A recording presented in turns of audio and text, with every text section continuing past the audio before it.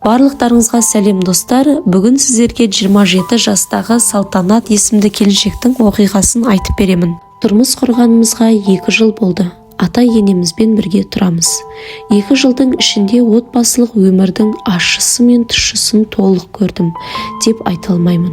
Бірақ бір түсінгенім, келін мен ененің қарым-қатынасына көп нәрсе байланысты екен.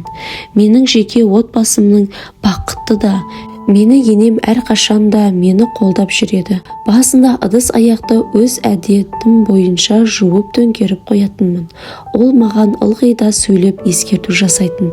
Бұл үйде жуылған ыдысты кептіретін сөреге көтеріп қою керек деп.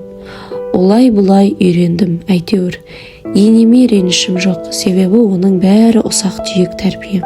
Ең бастысы, ол мені күйеуімнің алдында әрқашанда қолдап жүреді. Күйеуім түнде достарымен бір жерге жиналып қалса, енем маған да қалыспа деп бала үй күтімін өзіне алады. Күйеуіңнен қалыспа дейді әрдайым. Бір күні күйеуім екеуміз қатты ұрысып қалып, ол үйден кетіп қалды.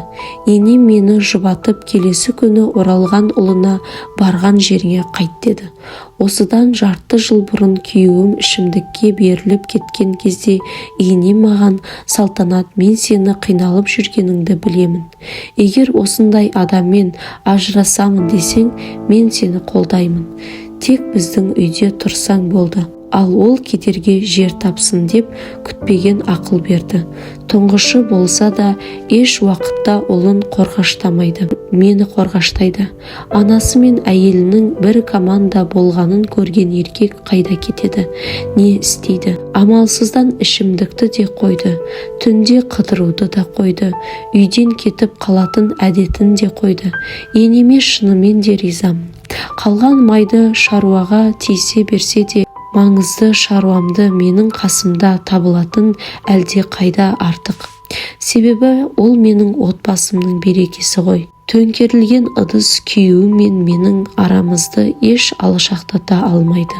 Маңызды емес. Оны түсінетін енеге тап болғаныма жаратушыға мың алғыс айтамын. Барлық енелерге де сондай айтқым келеді. Ұлдарыңызды жақтай бермей, келіндеріңізді қорғасаңыз, ұлыңыз бақытсыз болмайды. Қайта бір отбасын сақтап қалуға септігіңізді тигізесіздер деп жазған екен 24 жастағы Салтанат келіншек. Видеоға лайк басып, өз ой-пікірлеріңізді комментарияға қалдырсаңыздар, мен үшін өте маңызды. Ал келесі кездескенше сау-саламатта болыңыздар.